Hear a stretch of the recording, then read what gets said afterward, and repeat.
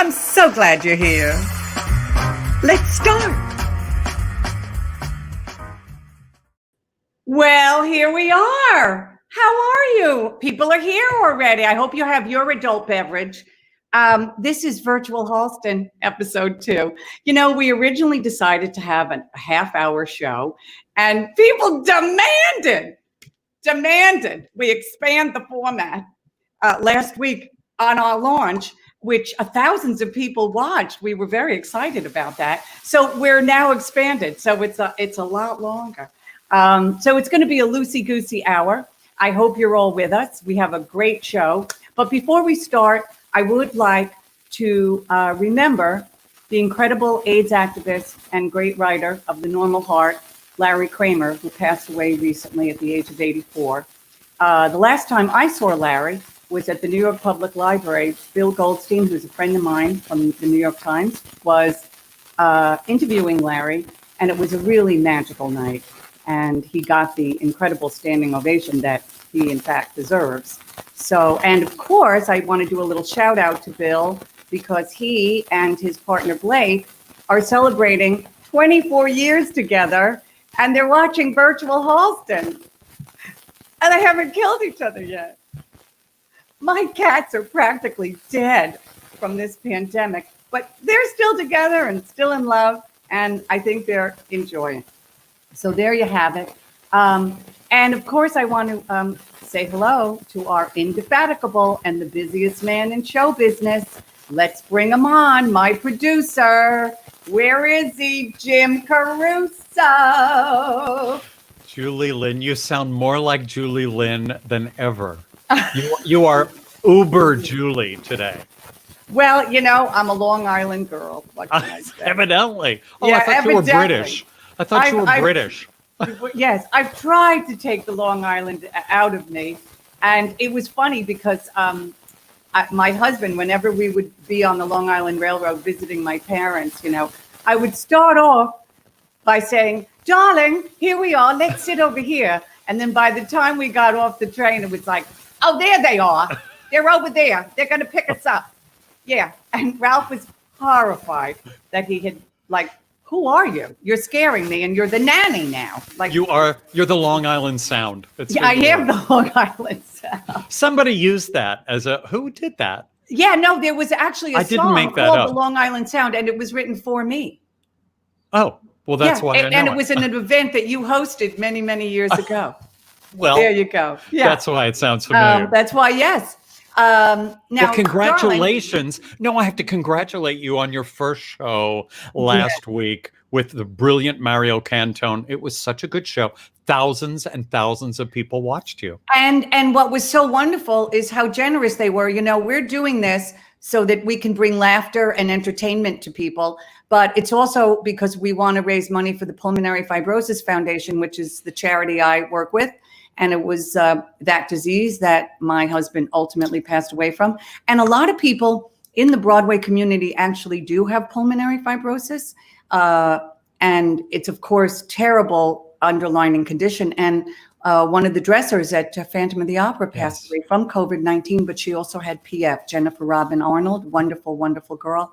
So we're so happy. I can't tell you how generous everyone was. And obviously, we hope you continue to be generous. But the Pulmonary Fibrosis Foundation was just gobsmacked, thrilled.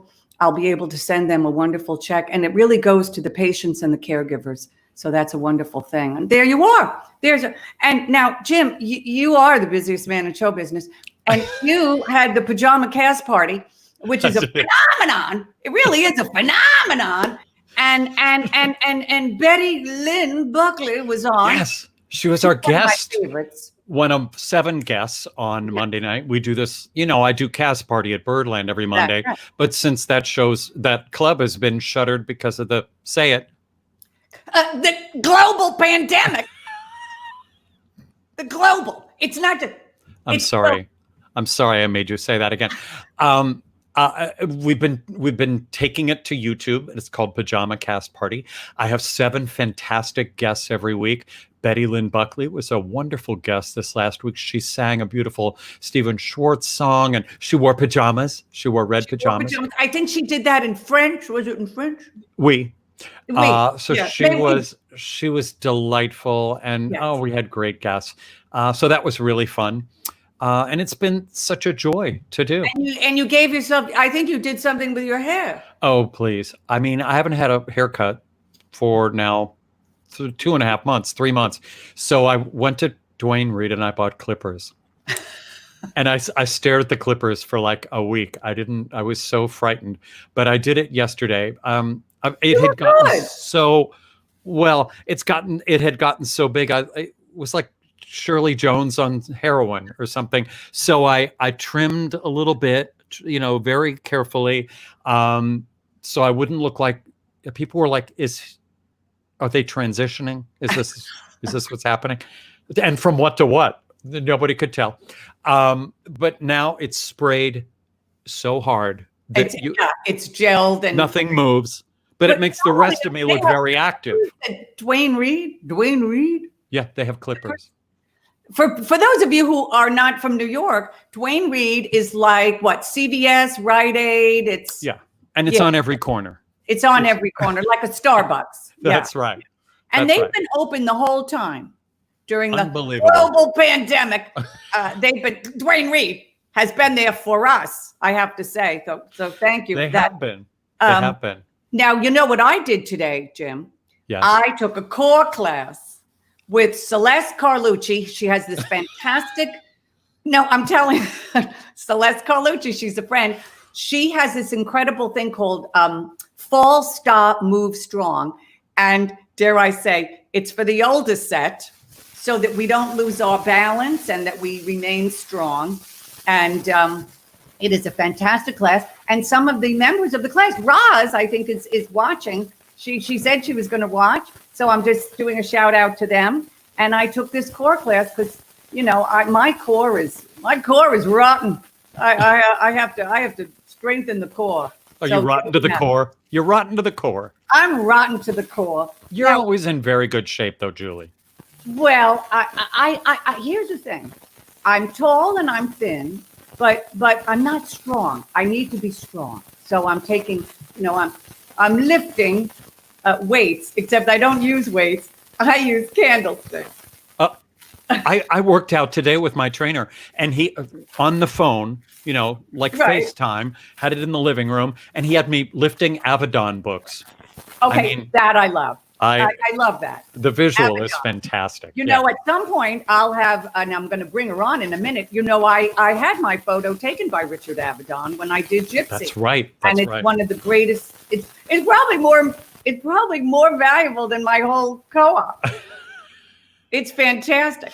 It's a great shot.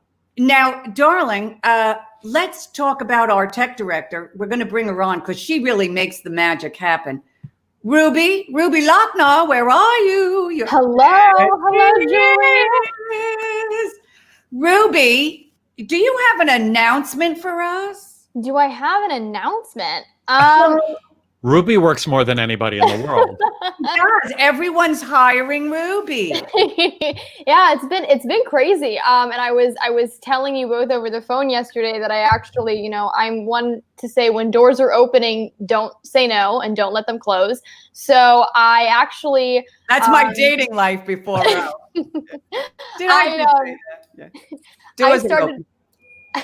I started working for an event agency as of this week, kind of starting to work for them full time. And they work with some of the biggest companies in the world, including American Airlines, CoverGirl Makeup. They're working for some people in the TV industry. So it is Ryan Seacrest now, darling. She's going to leave us. You're going to leave. I'm not leaving. Oh, okay. Well, we love you, and that's fantastic. And congratulations. She's beautiful. She's now super successful. She's talented. Goodbye, Ruby. Goodbye. Enough of that. Enough of that. Yeah, enough of her. She's too much. She's the female with Ryan Seacrest. Ruby Seacrest. Yes, I feel like we're, sort of Kelly and Michael, and then they left, and then the producer left. And they had nobody else, so they called us. And exactly, that's right. Now, Jim, we have to clear something up. We gave misinformation last week. Well, you did. I had nothing to do with it. That's true. We put this ad up because it was one of the, and people went crazy for it. And Ruby will put it up. It was a Joan Crawford Wigs a Go-Go ad because there it is. There it is. Wigs a Go-Go. What we found out, because this is the power of the internet, the man who created that ad, I got in touch with because somebody contacted me and said, I know the man who created the ad. And it was a mashup. It was not really the ad of what really happened, because apparently in the 60s, Sears did in fact have a Wigs a Go-Go event. And they did have a fashion salon. Again, you could buy tires, a dishwasher, and wigs at Sears. And Joan was doing Pepsi events, and she did give away free Pepsi and Fritos, but he mashed up this ad, and it wasn't really real. Joan did not make someone over. Some other person made someone over, but Julian Long is the name of the man who created that ad. And he said to me, Julie, you and I know each other. I was like, we do? Because I have a lot of friends, but I didn't know. I couldn't remember how I knew him. He said, you and I took a car up to Connecticut to see the Gay Men's Chorus, starring the Gay Men's Chorus with Julie Wilson. I do remember doing that. And he apparently was in the car with me. And I just thought, well, there it is. It's another one of the gayest nights of Julie Halston's life. One of how many? Say just about every Saturday. But anyway, Julian Long created that ad. We did not want to mislead people, but it was brilliant. It was a brilliant thing. And Wigs a Go-Go was a real thing. You're honest to a fault, Julie. I'm on, what can I tell you? But I don't like to, I'm a former librarian. I don't like to give out misinformation. Well, this is a perfect time before we go any further. Did we bring up the Venmo and PayPal? No, let's do that because. Ruby, bring that up because. All about. There we go. You spoke of the PFF. We're here to entertain you. But we're also, we have to pay for the platform, pay for my lashes, which are falling off, I think. And also, pay Pulmonary Fibrosis Foundation, which is also, and I will say, because so many of you are Broadway people, Broadway Cares Equity Fights AIDS, which, Tom Viola and Broadway Cares are just so dear to my heart. They are big, big sponsors of the Pulmonary Fibrosis Foundation. So just know that as well. You're giving to such an incredible cause. So please feel free to put money in that tip jar. Yes. And now, Jim, I have to say, we like to do segments, right? Do we? Like to do segments, Yes. kind of like celebrities, things like that.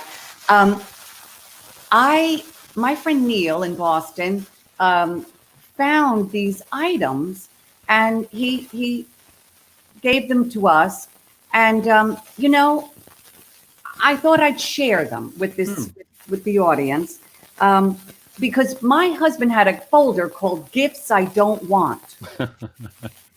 And it this had is an actual folder.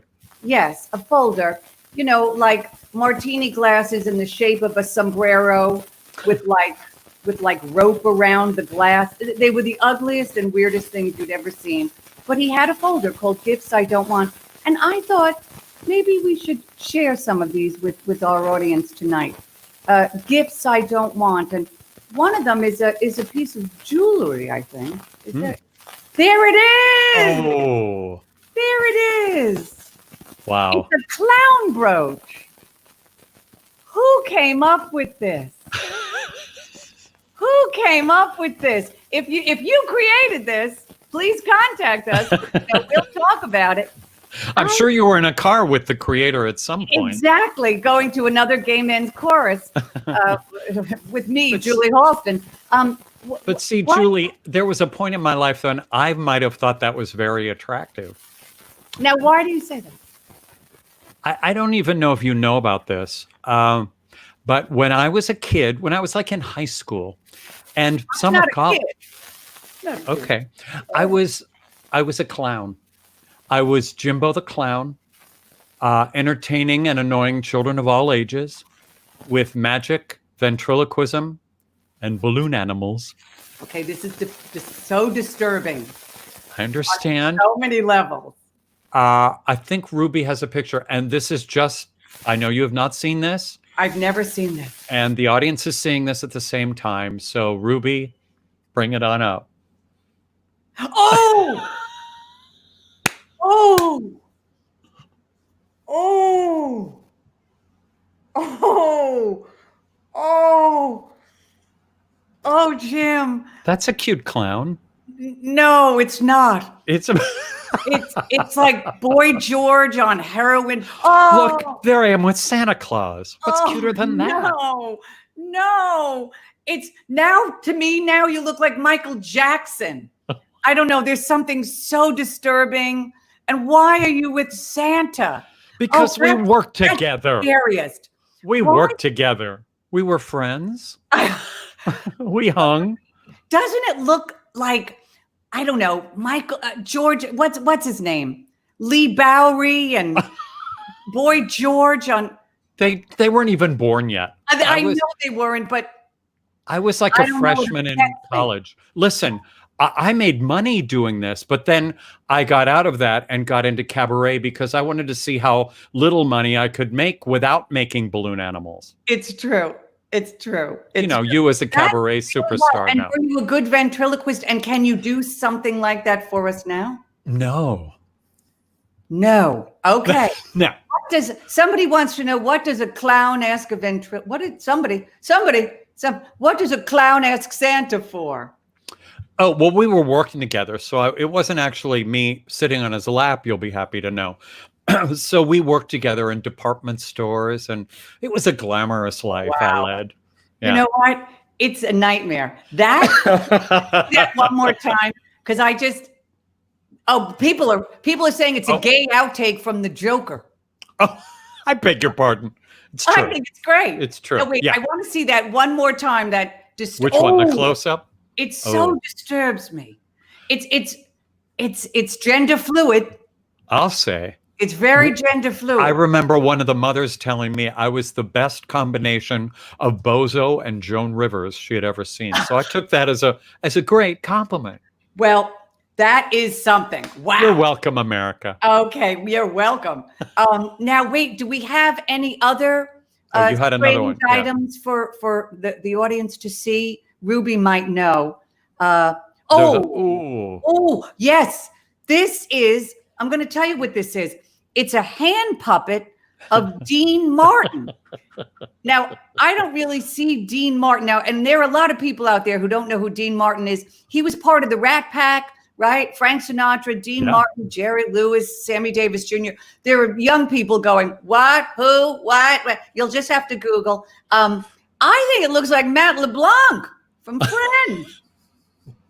Don't you think it's a little like Matt LeBlanc? I just don't know how many children wanted a Dean Martin puppet. No. Was that a thing for children? Was that a thing? And the thing is, what do you do with it? Because he was always supposed to be drunk. That was his persona. Well, that's what you want for your kids. Yeah. No, it's very disturbing. It's very disturbing. But so these are gifts. These are gifts you do not want. Yes. Yeah. Okay. No, gifts I do not want. I just wanted to get it straight. Yes. Now, darling, one of the things that I didn't start the show with, but we have to do it, is our weekly affirmation. Mm-hmm. Because that really, it sets the tone. And once again, and a lot of people know this, I always, and we are living in very, very scary times, very upsetting times, and we need guidance. And once again, I do read from the Bible, and this is the Bible, Joan Crawford's My Way of Life. And one of the things I talked about last week was that people are having to, clean their houses by themselves. A lot of people in New York, they're not used to doing that. And a lot of people, myself included, have to cook for themselves. New Yorkers are used to going out. We have a lot of takeout. We also go out to restaurants. That hasn't happened. Well, I thought, I wonder if Joan has anything to say about cooking. And sure enough, she does. And she gives a recipe that I thought, you know what? This could be something that you may have during the pandemic. Let me share this with you.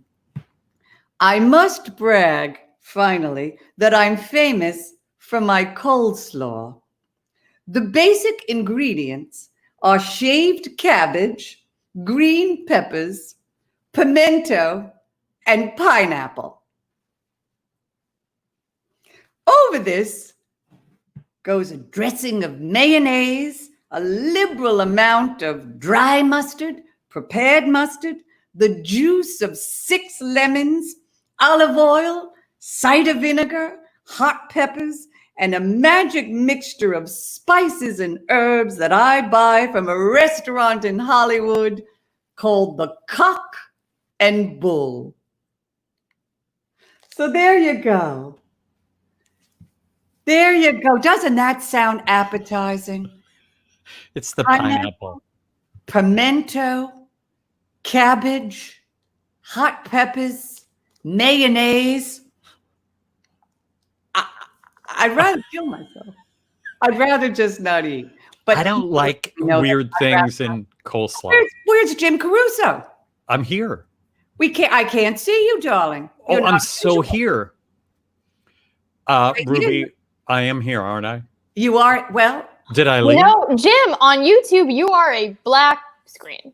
Well, I'm here. It was the recipe. The recipe just shattered him. Just made him a black screen. Jim, let me remove you and let me try bringing you back on again. Julie, I'm so sorry you have to see my face again. That's perfectly all right, darling. It was a technical snafu, but I think it's because people heard that and they just went, "Get me out of here." Joan always has something to say. So, guys, if you need a recipe, think about Joan Crawford's famous coleslaw. That doesn't sound like coleslaw to me. It just sounds like throw up. But what do I know? I don't really cook, so And as soon as we get Jim back, I think what we might be doing is talking soon to our guest. We have a very exciting guest. So let's see what's happening. I know she's backstage. I have Jim logging back in. But I have a great comment that we just got. Noel said he's blacked out from the horror. Exactly. Anyone who's going to put pimento, pineapple, mayonnaise, hot peppers, cider vinegar, it's terrifying. It's like quarantine wasn't enough, and then exactly. And also, that's a lot of ingredients for coleslaw. Jim, am I back? Do I have you back? All right, I'm going away. I just took a little break. I needed an equity break. Julie, here's what I want to say. I like my coleslaw like all-American coleslaw. I don't want a raisin. I don't want to bite into a weird fruit of anything. It needs to be coleslaw, right? Do you feel the same way? That was not coleslaw. First that's of all, disgusting. Pimento. And yes, we don't like to mix a dried fruit and a mayonnaise. No. It's just, there's something actually kind of obscene about it, isn't it? Something kind of. Not good. It's not good. Did we discuss the contest we have coming up? Well, please feel free as the producer. We were discussing the other night how if you're with Julie Lynn for more than 12 minutes, you start to talk like Julie. Most men I know can't help it. I don't. We just no. But they are in a car on their way to a Julie Wilson concert. You just start talking like Julie Lynn. So we're going to have a Julie Halston impersonation contest. Look, people running for pencils. And you know what? We might have to give them free Pepsi and Fritos. Or coleslaw. And some coleslaw made from Joan. Yes. Look, Julie. Julie's videos up on YouTube, on Facebook. There are tons of videos of her doing her act, doing the tanning salons, the readings, all of the great things she's done over the years. Get your camera out and video the heck out of it. Do your impression of Julie Halston. We want to see it. And we're going to pick a winner.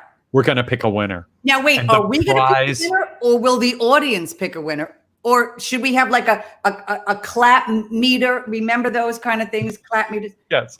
I don't Can know if we we have one of those because it's Yeah. not 1974, but we're going to do our best. We haven't thought it through that much, actually. Yeah, and I think you want to be a contestant. I don't. No, because clearly I would win. Yeah, well, we have said that you and I are kind of like twins, so there you have it. But no.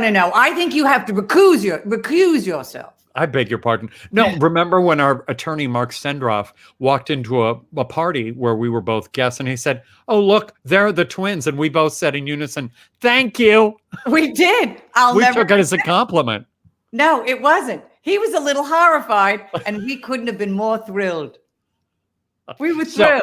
Send those impersonations on your clips, on your, what am I saying? Your video clips to us at, Yes. there you go. There's the address right there. Gmail.com. And this is also a perfect time to once again, please ask people to help us pay for this show, pay for my lashes, and to the Pulmonary Fibrosis Foundation. There we have it, Venmo, PayPal.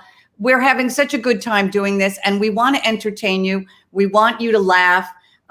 We want to bring you so much entertainment over the next, well, I don't know. How long is this going to go on? We don't know. But we do know that theater is not going to come back in its regular form for a long time. So I might be living on the internet for a long time. But why wouldn't you continue doing this even if you had 8 a week? Time, exactly. And I get to dress up. You see, each week I get to dress up and do my hair and look like a human being. I do not walk around in pajamas. No, I don't like to. Think so. No. I like to dress up. I like to really do the whole thing, even if nobody sees me but the cats. And the cats are already angry. They're just like, why is she in the house 27? Still. She used to leave at night at least to do that show that she was doing. Now I'm there all the time. I think we need to bring our guest on. Do it. Can we? Because I love her. I love just her did so this much. show with her, and she is so great. Let's kind of give the audience a little teaser as to who she is. I think Ruby has a little bit of video of her because she has so many fans out there. Can we bring Miss Lily Cooper?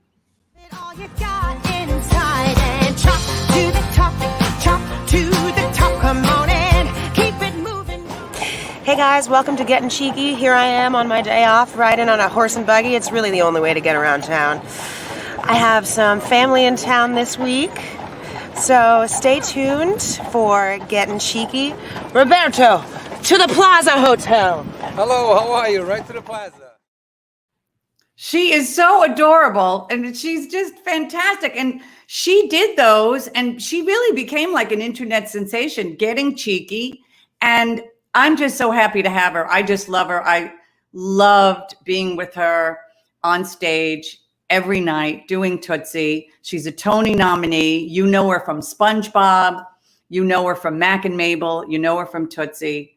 Here she is. Here she is, world the great Lily Cooper. Oh, Here she is. Oh my God. Introduction. I love it. No. I was very excited, but I actually watched Getting Cheeky. I watched a number of episodes, like 2:00 in the morning. So, like, how did that all come about? Wow, that was quite a throwback. I haven't seen any of those episodes in a very long time. So I was very pleasantly surprised to watch. That was I guess 2 or 3 years ago now with SpongeBob SquarePants the musical, and Broadway.com does these blogs, and they asked me to do one, and it was really fun. I got my little handheld camera and I took it around the city and got to sort of show off my life. So I loved it. It was really fun. Well, and it garnered a lot of fans for you. I actually do remember, I did not see SpongeBob, but I do remember my late husband, Ralph, coming home, and I was like, SpongeBob? What, Ralph, why are you going to see SpongeBob? Because he loved theater, you know. But I was like, that's, you know, SpongeBob is the kids' thing.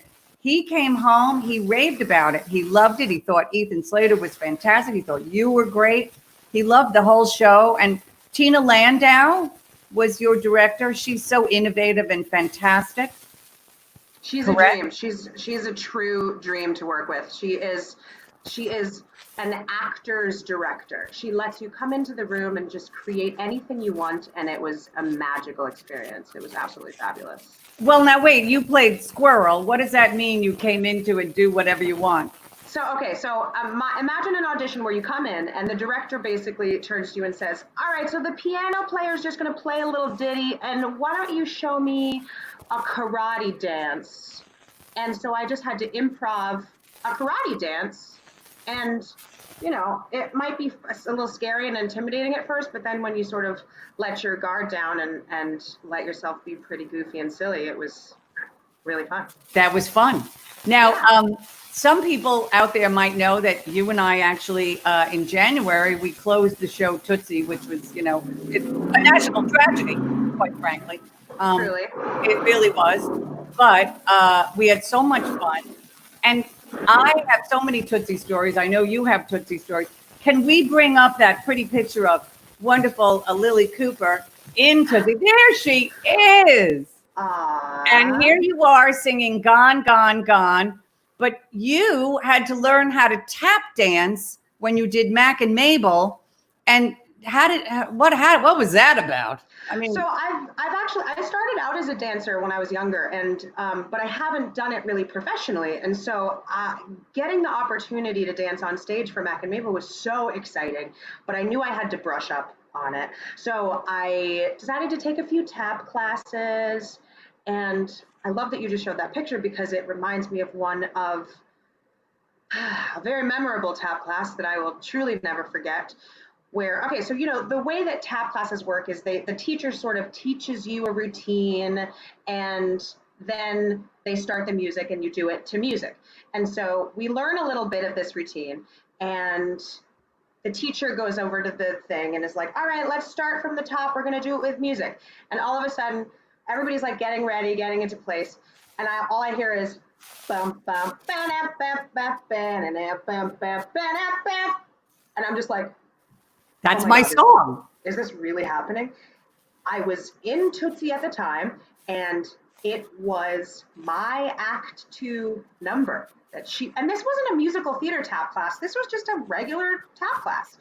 And the best part was, it was really humbling, to be honest, because I think the egotistical part of myself said, oh my God, everybody's going to know. Everybody's going to turn to me and think, oh, what does she feel right now?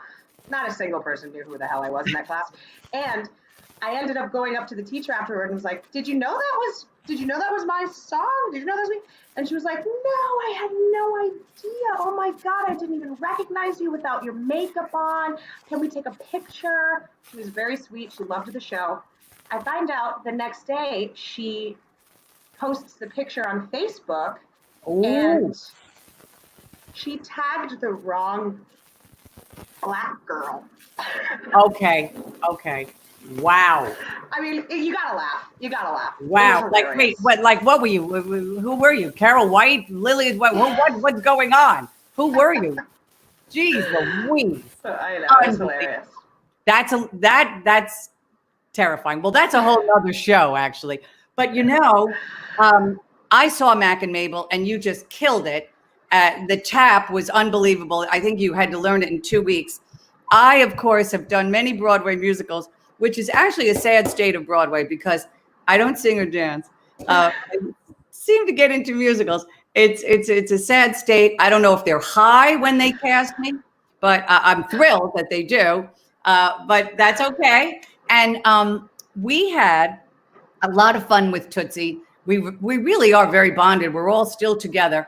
One of my favorite stories about Tootsie, and I remember this, and I'll ask Ruby to bring up the picture of me backstage looking at the beautiful ensemble of Tootsie. Look, there he is, Mr. Anthony Wayne. Ladies and gentlemen, this is during the curtain call, and I'm on the side there, and I watched them take their bows every night. And as you know, we had a little thing that we would do. We would pretend that we were in the casinos, and John Bellman and Andy and I would stand at the side and we would say, "Tonight, the Bellagio presents Mr. Anthony Wayne." And he would spin around and do his bow. As Anthony always is. As I was going to say, he's doing right now, I suspect. Yeah. He's spinning. Well, one night, the audience wasn't so good because we used to judge which casino we were in by the audience response. Sometimes we were at the Golden Nugget. Sometimes we were at the Bellagio. Sometimes we were at, PS 83. But one night we were at Hartford Stage, like in the winter. And it was a kind of dreary audience.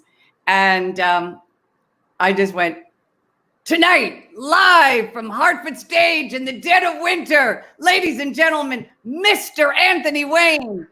And my mic was on. Do you remember this? Of course. I'm in wing 3, you guys are in wing 2, and I always can sort of vaguely hear it, but what made me really hear it that night was that the entire audience could hear it.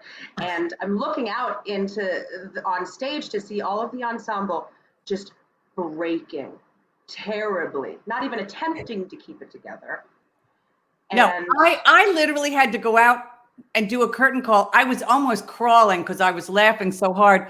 Who does a curtain call like this? Like, I was laughing so hard, and you could see the confusion on the audience. And we had a big audience. They were just like, "Wait, are we at Hartford Stage or at the Marriott Marquis? Where are we? What is going on?" So, I mean, we had all sorts of stories like that. And, do you have any Tootsie trials and tribulations or anything on stage that happened that? I think my favorite / least favorite was one of the most traumatic experiences I've had was when, there's another ambulance outside. Yes. We have to get used to it now. Yeah. There was some sort of light that has this electronic mechanism that when it goes wrong, it starts over and makes this crazy sound. And oh, yes. I mean, it sounds like a jackhammer. And Santino Fontana, I don't know if you're watching, but hi. He's an improver, I'd say. He likes to be an improver. But you know what he really loves is he loves to play with the audience. It doesn't really matter who's on stage with you. When stuff goes wrong, intimate scene, just the two of us, quietly talking in this moment where our characters are getting to know each other. And this crazy sound starts, and we're sort of startled and don't know what to do. And then all of a sudden, Santino gets up in full drag, basically, and starts jackhammering. And then he starts rolling around on the floor like he's been shot with a machine gun. And then he starts like riding a horse. And I'm just sitting on the couch waiting for either the sound to stop or for Santino to stop. What was the audience doing? Because I wasn't. They ate it up. They loved it. They loved it. It was hilarious. Of course they loved it. It was hilarious. But wow. And I'm giggling too. And we're just waiting for the stage manager to call us off stage. And eventually we go off stage and we think it's fixed, and then we walk on stage and it happens again, and then Santino just goes crazy, starts rolling around on the floor in his dress. I mean, it was beyond. I don't think wardrobe liked that. No, probably not. Not. I also have another wonderful story about the time. I don't know if he was homeless or just wandering, or if he was, looking for a hotel. But we had a man wander into the theater one night. He was eating a sandwich, and he made his way somehow past security, and he got all the way up to hair and makeup, which of course I applaud him for that, because that's the place you always want to be. Made his way up to hair and makeup, and he sat down and he goes, "I would like you to do my hair. Could you please cut my hair?" Well, of course, the hair and makeup people were like, "Who are you?" And I happened to walk in as Rita Marshall in my power suit, my Dolce & Gabbana power suit. And I don't know who this person is. And he goes, "Oh, hello. Are you Tootsie?" I said, "I am not Tootsie. I am Rita Marshall, the producer, and you have to get out of here." And I threw him out of the Marriott Marquis. And I thought, Julie, you've become crazy person. You don't even know who you are anymore. You've become Rita Marshall.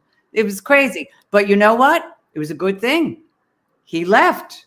You and protected went us on. from a crazy person. Yeah, We're very grateful for that. Exactly. Now, Lily, I have some actual questions for you, because your dad's in the business, Chuck Cooper. People might know Chuck Cooper, Tony winner from 1997, I believe, for The Life. Yeah. Yeah, The Life, which was great. And He's a Tony winner. I'm a Tony loser. But that's okay. Oh, honey, I'm a 5-time drama desk loser. I have lost to so many people, but they're all great. Linda Lavin, Edie Falco, Dame Eileen Atkins. I lose to great people, but I'm just a loser. But and in all things. Now, did you feel pressure to be in the business, or feel pressure to be out of the business, or not? None of that. I didn't really feel pressure to do one thing or the other. I think I was really just following this instinctual sort of, a visceral draw to it that I couldn't avoid. And of course, my parents and all of my family were incredibly supportive of my career path. And luckily, I got to really start performing professionally at a pretty young age. So as long as I was supporting myself, my parents didn't have to give me allowance, then what did they have to complain about? You know what I mean? Right. When did you discover that you had this incredible voice? Because you have one of the best voices on Broadway. I mean, did you sing Happy Birthday to somebody at 8 and just everyone went, "Whoa, who's that girl?" I mean, how did that come about? No, I think I love this story because I never really sang. I had never taken voice lessons. I had never really been taught professionally. I wasn't classically trained. And when I was in junior high, I did a production of Godspell. And this was before I had ever performed, ever. Day by day. Yes. Day by day.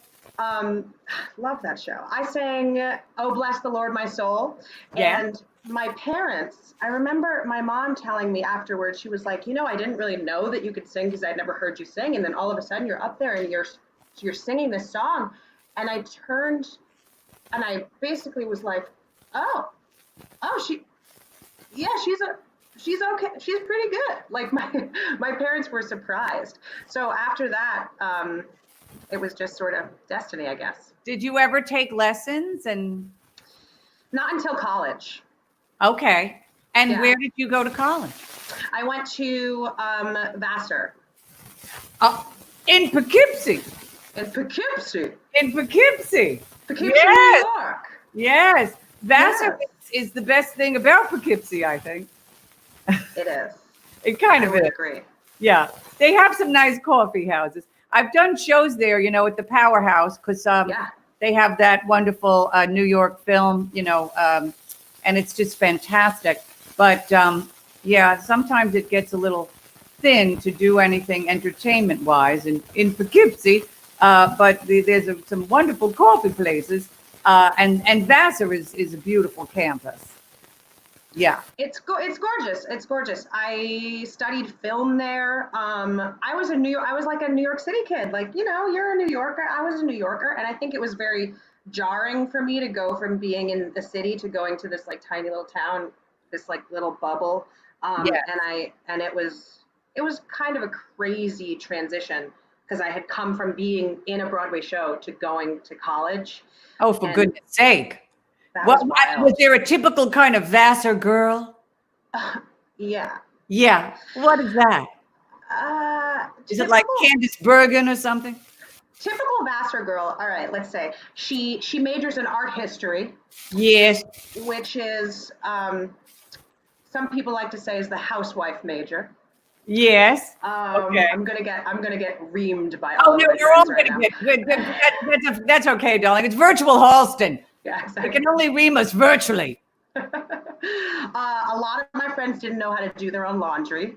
You know, it was those kind of people. Yeah, So yeah. It was like, you know, loud New Yorker coming into this like quaint little like rich girl place. And I was Yeah, like, yeah. This is crazy. Well, I do remember I went to Hofstra, but when I got, which is, you know, so Long Island, but when I got to New York, people, you know, I met them like they were like from Harvard and Yale, and boy, Hofstra really didn't quite cut it when they were like, well, I went to undergraduate at Harvard, and then I went to graduate at Yale, and, you know, and I was just like, well, you know what I mean? And I'm taking the Long Island Railroad. That was my graduate program. Now, darling, goals for the future. What are the goals? And I also want to talk about the fact that you had COVID-19. I did. Tell us I did. your experience. Yeah, okay, so I was one of the lucky ones. I hardly had any symptoms. I did lose my taste and smell, which was a very strange experience. You'd think it would want to make you eat less, but let's be real, I've gained the COVID-19. Oh, okay. All Let's be right. real. And so that was strange. Paul Mabuthang, you know Paul, he Yeah. got sick. He had pretty bad flu-like symptoms, but it only lasted a few days. And then we got tested for antibodies, and I've actually been donating plasma for the past 3 weeks. Well, now I have to say, I saw a picture of that, and I have other friends who have donated plasma. It looks rather unsavory. What the heck is going on there? What is it? What is it? It's not the most pleasant experience. So you basically have a needle in you that is simultaneously drawing blood, pumping your own blood back into you, hydrating you with water. And while that's happening, there's this crazy loud apparatus where you see all of this stuff happening that is drawing the plasma out of your blood. And it takes for me, it took about an hour each time. So you're just sort of like, you know, stuck up in this machine for an hour, and I'd rather have a high colonic. Yeah, me too, honestly. And Wow. so it was strange. You can do it up to 3 times. I've done it 3 weeks in a row. Okay. And yeah, it's sort of like it zaps you of all of your energy. So for a day or two afterward, I was just sort of laying in bed, just exhausted. Because it takes a lot, it physically and literally takes a lot out of you. Sure. So yeah, but I was so happy that I was able to do it. I think every time that somebody donates plasma, they can help up to 3 people who are sick. So anybody out there who thinks that they have been sick and who thinks that they have recovered, they should contact really any hospital, but I did it through Mount Sinai. Great. So I highly recommend it, even though it's not too fun, but at least you know what to expect. That's fantastic. And we're so happy that you and Paul recovered very quickly and that it wasn't so severe. And you're such a hero. I'm telling you, these are the kind of things that we really need to hear about. And again, I'm just asking people once again to the tip jar, Venmo, PayPal, feel free to help us out with this wonderful show. And so we can have wonderful guests like Lily Cooper. And there we are. Lily, goals for the future. What would you like to do? What's your latest goal? My goal, of course, is to have a date at some point. Lily, you and I will talk. But as I told Jim, I finally got to the point, you know, after being a widow for like a year and a half, I thought, oh, I'd like to go to dinner with some gentleman. Global pandemic.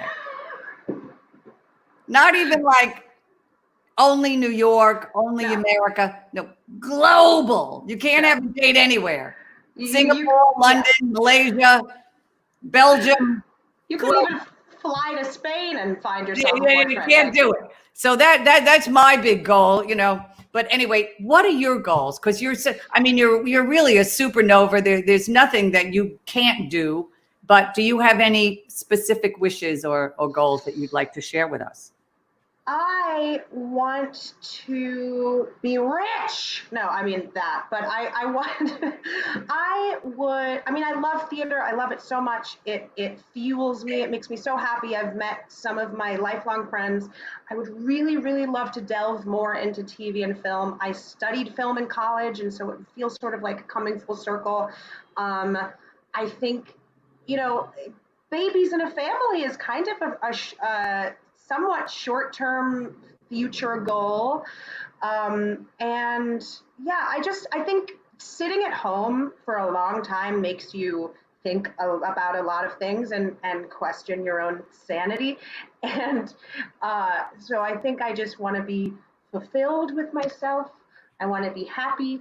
I want to be surrounded by the people that I love. And I think doing the thing that I love really does that. And so of course it makes total sense. I mean, literally I see these procedurals, you know, because I'm a big fan of procedurals. I'm like, Lily Cooper, you know, she could be the lawyer. And then you can also have your family, you know. I mean, I think that's what it's all about. You'd like to have, you know, a sort of a sane, know where you're going to be. And that is the great gift of television. When I was doing the class with Jesse Tyler Ferguson and many people, Jason Ritter, Lizzie Kaplan, I got to renovate my co-op, you know, because that's TV money. And TV money, you know, you kind of go like, I'm going to hire a contractor and go to town. And you can. Another goal. I want a house. I want to buy a house. I don't want to rent anymore. I want to buy a house. There you go. Okay. We got to make this happen.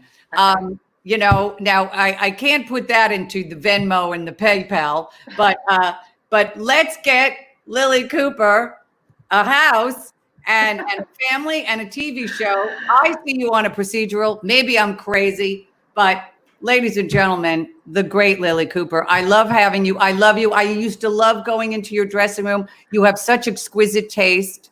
You always look so beautiful. I admire that. You know that. I admire beauty. Thank you, Julie. You know, you're one of those people that I think people tend to seek your approval, right?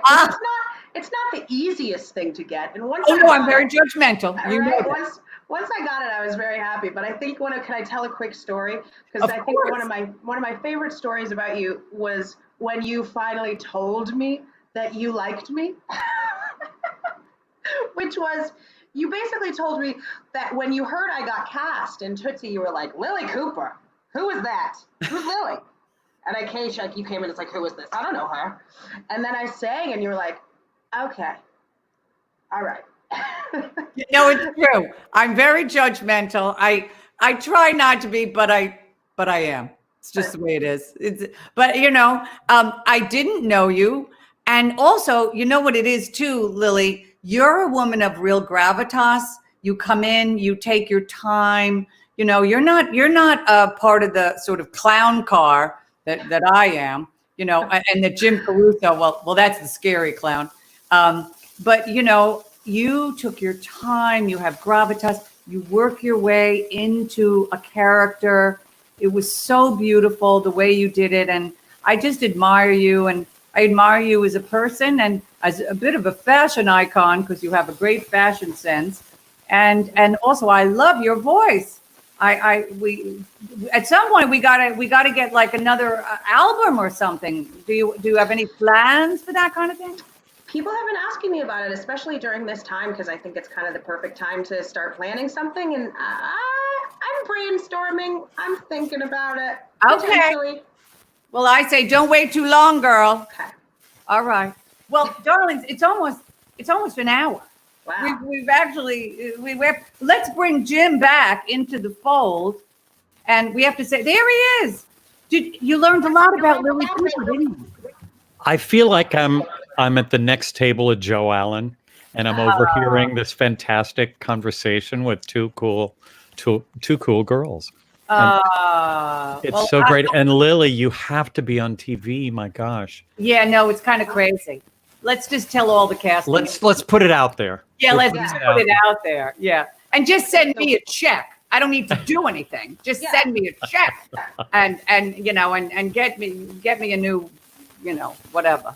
A new life. But Lily, we love you. You're so fantastic. You're brilliant. And don't leave the stage for good because we need you on the No, never. I'll always be back. Okay. And I want to do another shout out to our wonderful graphic designer, BT Whitehill, Sam Rudy, who does our press, Jim Caruso, you're fantastic. Who else do we need to thank? Oh, the fabulous Ruby Lochnar. And can we have one more shot of that horrifying clown? Is it there? Oh! So mean. So I mean. know, very mean. Mean. Oh. Oh, I just want to know about the ventriloquism. I want you to study up on it, Jim. You're Come never on. going to see it. You're never going to see it. But wait, if you're interested in this show, and God knows why wouldn't you be, you need to subscribe to this channel. You need to follow Julie on Twitter and on Instagram. Yes. So that we can all keep in touch with you. Now that we found you, we don't want to lose you. No. But can we talk about our upcoming guests? Oh, yes. Oh, Lily, you should know this. Next week, the man who really did change my life, Charles Bush. We started our theater company together. Charles Bush, we have so many stories and they're so amazing. And he really is a legend. I mean, and rightfully so. And in fact, over the weekend, he's up for a drama desk, you know, the award I lose all the time. He's up for one. He might win. But we're very excited about having Charles Bush as our guest. So Dreams, I can't wait to watch. And Max von Essen and Santino Fontana and Judy Gold are all coming up. come on. And you know what? Mary Lou Hanna is also. She wanted to be on our show. I'm telling you. They're begging to be on the virtual Halston. We love you all. Lily, thank you. Jim, thank you. Ruby. Goodbye, Ruby. No, Ruby. Thank you, BT, Sam, Rudy, everyone. Thank you. Keep watching. What more is there to say?